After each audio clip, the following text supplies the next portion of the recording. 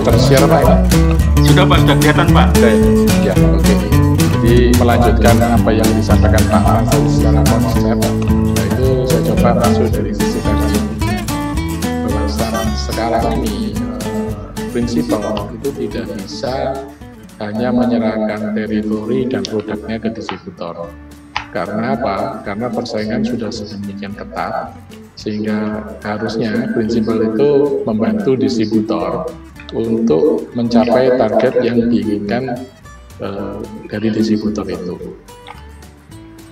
Kalau kita lihat sekarang yang terjadi di distribusi ini, itu semua kan masuk ke digital ya, jadi ke sini. Jadi prinsipalnya, distributornya, grosirnya itu mencoba menjual ke e-commerce atau startup. Jadi yang beli ini juga ada grosir, ada retailer gitu. Jadi marketnya sini sudah apa ya? Sudah ramai sekali gitu. Penjualnya banyak, pembelinya juga banyak, belum lagi yang consumer ya. Belum lagi prinsipal yang jual ke consumer, kan ada itu ya. Jadi kalau kita masuk ke e-commerce itu kan ada official store, jadi orang bisa beli ke situ. Jadi marketnya ini sudah benar-benar rumit gitu loh. Sudah waktunya prinsipal itu apa ya, membantu distributor supaya teritori yang sudah disetujui bersama itu bisa digarap dengan sebaik-baiknya. Jadi kalau dengan sistem yang sekarang ini senangnya apa? Wah, para penjual ini dengan cepat bisa dapatkan pembeli gitu. Tapi pembelinya siapa? Nggak jelas gitu. Pembeli ini hanya loyal terhadap harga. Harganya murah, saya butuh, saya beli. Atau misalnya harganya murah, mungkin saya bisa stok, ya saya beli. Selain itu ya enggak gitu. Nah ini kan merusak tatanan yang yang dibangun oleh distributor gitu. Jadi cuman hal ini kan kita tidak bisa menghindarkan. Oleh sebab itu memang sudah waktunya prinsipal ini membantu distributornya, atau mungkin distributor membantu resellernya untuk supaya customer yang di bawah itu tetap loyal di sana gitu. Kontranya apa? Susah kan? Misalnya orang ini beli, retailer ini misalnya beli, bulan depan belum tentu beli gitu. Kemudian harga dan promosinya itu terbuka semua orang, semua pembeli di sini mempunyai harga dan promosi yang sama. Padahal kalau di dalam distribusi ini kan nggak seperti itu ya. Jadi ada levelnya, ada grosir, ada retailer dan lain sebagainya. Mungkin ada suatu daerah yang lagi bersaing, di situ harganya bisa lebih bersaing atau promonya bisa berbeda gitu. Jadi ini sangat sensitif. Tadi Pak Van juga menyampaikan bahwa ada beberapa logistik, sementara ini mereka masih ada masalah di service level itu. Ancamannya seperti ini. Jadi customer, pelanggan distributor yang ada saat ini itu mestinya terganggu gitu. Karena apa? Karena di dalam satu daerah misalnya, oh saya lagi punya toko di jalan A gitu. Nah, ternyata toko sebelah yang dulunya tidak berjualan itu sekarang bisa berjualan itu dan mendapatkan harga dari sini. Dengan sendirinya toko yang di visit oleh salesman distributor itu kan sedikit banyak terpengaruh. Oleh sebab itu sebenarnya kami mengajaklah semua prinsipal dan distributor ini supaya customer yang sudah di-maintain oleh distributor itu benar-benar digarap gitu, seperti yang tadi Pak Van sudah berikan KPI itu. Jadi bagaimana nih menggarap semua ini? Jadi kita nggak usah pusing dengan yang baru ini, karena yang sudah ada di tangan itu yang perlu dipelihara. Gitu. Jadi konsepnya seperti begini. Jadi distributor A itu punya pelanggan tertentu. Pelanggan ini yang perlu di-maintain ya, perlu dikelola dengan baik, karena yang mau jualan ke sini ini banyak banget gitu loh. Jadi distributor ini harus sama prinsipal nih pelanggannya seperti ini nih. Saya dikasih teritori oleh prinsipal untuk garap ini sudah saya garap nih. Nah, kemudian ya silakan ini di-maintain dengan sebaik-baiknya. Ya, itu apa? Jadi kita ada satu platform Yokula ini sekedar ini aja ya. Jadi platform ini itu akan mempermudah gitu ya, mempermudah pelanggan distributor ini untuk order secara online ke distributor. Jadi apa yang akan ditawarkan distributor ini sudah muncul di gadgetnya. Jadi ada berbagai macam, ada voucher, ada apa namanya, tanda terima, AR status, klaim. Jadi sistem yang ada itu membuat pelanggan distributor ini itu merasa lebih mantap lah berbisnis dengan distributor. Karena semuanya sekarang sudah ada di dalam handsetnya gitu. Jadi distributor juga akan lebih selektif, dia mau jual barang apa, ke siapa, dengan harga berapa, dan bagaimana gitu. Nah itu kan perlu dibicarakan juga dengan prinsipal ya. Kalau prinsipal misalnya hanya memberikan target, kemudian teritorinya nggak diperhatikan, ya distributornya kalah kabut. Jadi ini harus sama-sama dikerjakan distributor dan prinsipal untuk menggarap teritori. Gitu. Karena di teritori itu berbagai macam kompetitor ada di sana. Gitu. Jadi seperti yang tadi Pak Van kasih ilustrasi, di dalam satu pasar misalnya ada 20 toko, kita sebenarnya sudah masuk berapa sih? Sudah punya berapa? Gitu. Kita nggak perlu pusing dengan yang ada di e-commerce sekarang itu. Ada outlet baru, beli, biarin aja. Yang ada di tangan kita lah, kita maintain gitu. Seperti itu. Yang disampaikan Pak Frans tadi itu kan sangat jelimet ya.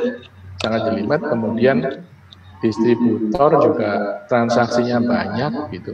Kalau itu dikelola secara manual ataupun dengan sistem yang tidak terintegrasi, itu akan pusing, gitu. Jadi di sini kami mendukung untuk bisnis distribusi ini untuk empower distributor itu dengan suatu analitik, jadi sales analitik gitu. Jadi ada 3 bagian. Jadi ini ada KPI, ada performance, ada outlook. Sampai sekarang ini berapa sih saya ini di posisi mana sih? Kayak speedometer ya di sini, dashboard gitu.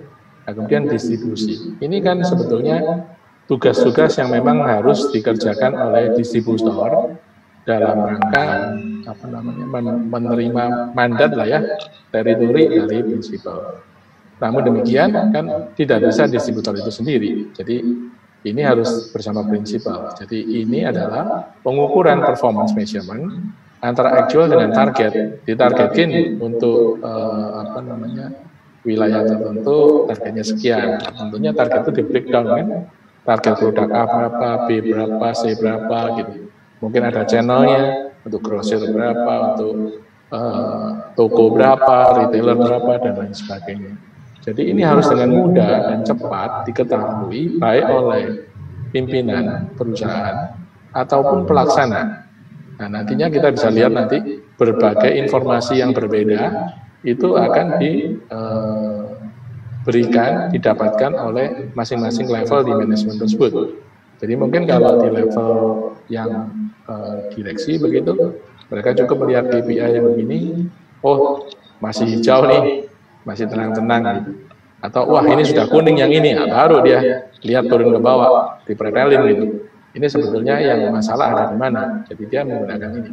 Jadi ini semua itu otomatis ya berdasarkan dari tadi yang Pak Frans sampaikan itu apa namanya penjualan berapa, ini di mana detailnya itu ada di transaksi yang ada di transaksi.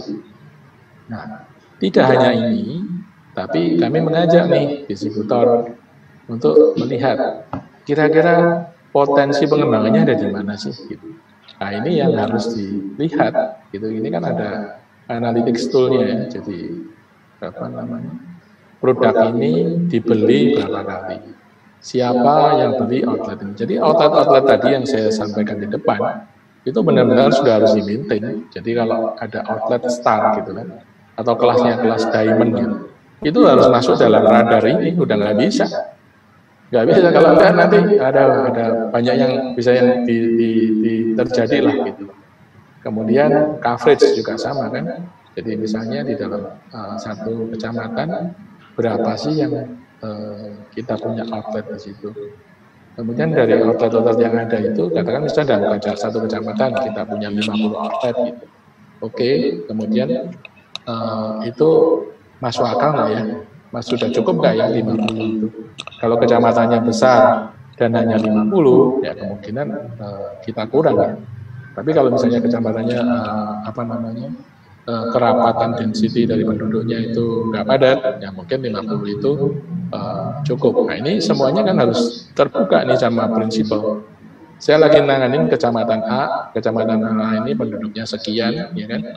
Kemudian kecamatan A ini saya punya outlet segini. Oke?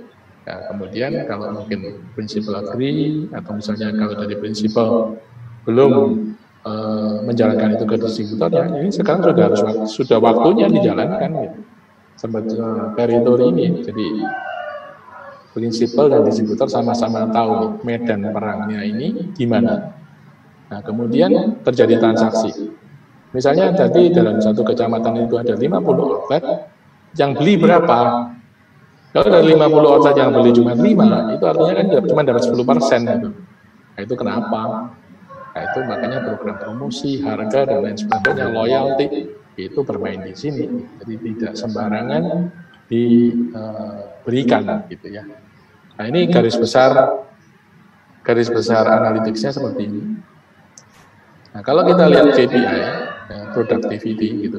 Jadi ini untuk pimpinan gitu ya. Kita bisa lihat langsung gitu. Jadi kalau prinsipal ini punya beberapa distributor akan kelihatan. Oh, ini ada hari kerja yang ke-15. Karena ini adalah 15 Juli. Distributornya ada 2. Salesman-nya 11 yang transaksi. Ada 166. Nah, SKU yang terjual 18. Jadi ini kan benar-benar satu dashboard ya. Kalau produknya ada 100 yang terjual baru 18, artinya kan itu sangat kurang ya. Meskipun mungkin angka ini sudah bagus gitu. Tapi untuk ke depan itu menjadi satu pertanyaan gitu. Nah, ini dalam 15 hari transaksinya 184 transaksi. 184 transaksi ini dari 2 distributor. Nah, ini kan dari sini sudah kelihatan ya, ini pesawat kita ini lagi mengarah kemana? Lagi naik atau lagi mendatar atau lagi menukik gitu. Jadi kelihatan. Nah, ini lebih ini sekaligus ya sepintas ya akan dilihat seperti ini.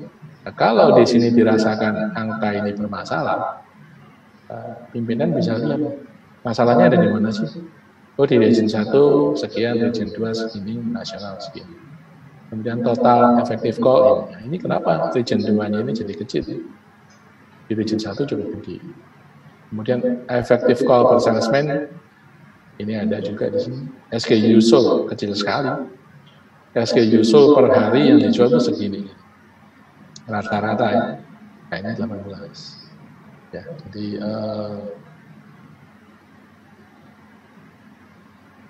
jadi ini satu dashboard gitu yang mengukur productivity dan ini dilihat oleh top level. Nah, mungkin di sini ada lagi yang tingkat region ya. Di tingkat regional ini screen-nya beda, atasnya sama nih. Atasnya sama, cuman region ini dia kalau kalian dilihat itu ada 2 distributor karena ada 2 region ya.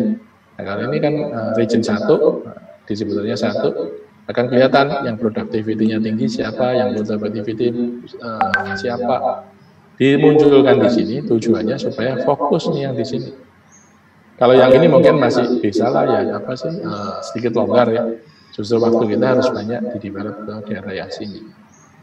Kemudian dari ini kan kelihatan ya, jadi dengan parameter ini kita kelihatan effective call salesman berapa. Ini di level regional. Kalau di level area itu beda lagi screen-nya. Sales hari ini berapa? Jadi hitungannya sudah per hari, bukan per global. Jadi dia bisa tahu, oh sales hari ini misalnya baru 80.000. Tapi week to date, maksudnya dari Senin sampai Rabu itu 200 juta. Month to date dari awal bulan sampai sekarang sekian. Dengan sendirinya area manager ini yang tahu ya, dia punya satu patokan. Angka ini sebetulnya harus bagaimana? Oh cukup aman. Atau mungkin misalnya, wah ini sudah sangat mengkhawatirkan karena sudah tanggal segini, dia baru capai segini gitu. Jadi dengan adanya tools ini itu enggak semuanya nanti di akhir bulan digenjot ya. wah ini kurang segini, wah tanggal 31 bikin order sebesar-besarnya stres semua. Jadi dalam 3 hari akhir bulan itu, waduh sudah semuanya standby lah gitu. Jadi dengan tools ini, itu kita mencoba untuk meratakan supaya dalam hari-hari kerja itu semua pihak itu nggak stres gitu, rata. Kalau memang penjualannya lagi nggak bagus, ya kenapa nggak bagusnya? Harus dicari dengan reason yang jelas. Gitu. Average sales-nya kelihatan kan, average sales-nya, drop size juga sama. Gitu. Jadi kalau drop size-nya 80 ribu, itu kan udah ambang-ambang ya. Jadi maksudnya setiap pengiriman itu rata-rata 80 ribu gitu. Nah, kalau di level distributor itu distributor ini mirip ya. Nah ini distributor mirip, dia bisa lihat posisinya seperti apa. Jadi ini masalahnya adalah begini ya. Jadi back office, bagian administrasi penjualan, gudang, penagihan dan lain sebagainya, itu harus dilengkapi satu tools yang memudahkan mereka bekerja. Tidak ada hubungannya sama ini. Jadi mereka ada order dari salesman, dia bikin order penjualannya, dia bikin pengirimannya, dia bikin penagihannya. Nah, di atas itu semua, itu kita tarik datanya, kita tampilkan seperti ini. Gitu. Jadi bukan orang administrasi itu diminta untuk bikin seperti begini, wah repot gitu. Dan itu akan berbiaya tinggi. Ya. Jadi biarkan misalnya admin nih, carilah admin yang memang benar-benar bagus, teliti, kemudian rajin. Jadi seperti tadi Pak Frans bilang bahwa kalau ada order hari ini ya selamatnya 48 jam itu terkirim. Karena udah nggak bisa lagi, pengiriman saya itu baru jadwalnya Senin, sekarang sudah Rabu, berarti lu tunggu deh Senin. Wah, itu susah. Jadi karena apa? Karena outlet itu udah ngorder ya, hari ini dia kekurangan barang gitu, dia ngorder, dia harus segera dikirim gitu. Sudah nggak bisa lagi menunggu-nunggu gitu. Jadi ini semacam satu high level yang untuk mengetahui kira-kira posisi kita di mana sih. Gitu. Nah, kemudian ada lagi yang secondary sales juga sama, cuman ini lebih detail lagi. Ya, jadi ini untuk nasional kelihatan berapa nih penjualannya per region gitu. Terus kemudian brand yang terjual apa di channel mana. Jadi ini nggak usah dibikin, jadi ditarik datanya dari transaksi yang ada. Jadi prinsipal itu tinggal punya suatu indikator keadaan pasar ini seperti apa sih? Bener nggak sih? Tadi ada promo yang sudah di setup di satu daerah, naik nggak penjualannya? Gitu. Jangan promo di setup penjualannya tetap atau misalnya naiknya nggak signifikan gitu. Seperti ini. Jadi ini yang di screen-nya dari National Manager seperti ini.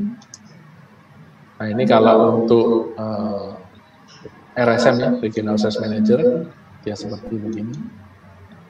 Kemudian ASM, kemudian ini distributor. Intinya adalah kalau di distributor level itu memang paling detail, day to day yang dihasilkan itu. Kemudian ASM, kalau satu ASM satu distributor ya screen-nya sama. Tapi kalau satu ASM mungkin pegang 3 atau 4 distributor, ya dia summary dari 3 atau 4 distributor itu. Kalau region lebih gede lagi ya, mungkin region Jawa Timur, wah itu banyak area di sana. Nasional itu lebih besar. Salesman yang perform siapa gitu. Dan ini kan saya pikir sudah suatu kewajiban punya satu dashboard ini yang mendukung operasional secara keseluruhan. Jadi itu adalah KPI productivity dan secondary sales-nya. Nah ini performance. Nah kita bisa tahu nih kalau kita mau lihat detail lagi ya. Tapi kalau sudah KPI-nya masih sudah biru, sudah hijau itu ya nggak perlu lah. Tapi kalau misalnya, wah ini masih harus diamatin, ini kelihatan. Juni 2017, region 1, 1,3, region 2, 1,4. Nah ini angka-angka ini real time kita dapat. Jadi nggak perlu diotak-atik lagi, ya tinggal kita angka ini melesetnya jauh nggak. Nah, itu dari penjualan. Kalau dari produk juga sama. Jadi ini gedeannya ya, Nestle Professional ini bisa di breakdown sampai yang paling kecil, misalnya ke level SKU. Kita mau lihat per item, misalnya Denko berapa, Milo berapa, Nescafe berapa, itu bisa. Jadi tergantung dari pemakainya. Kalau pemakainya lihat global ini, oh ini aman, 1,3 aman, ini 1,4 aman, ya sudah, nggak perlu dilihat lagi. Tapi kalau misalnya, wah 1,3 ini merah, merahnya di mana nih? Produk apa nih yang meleset dari yang ditargetkan, seperti itu.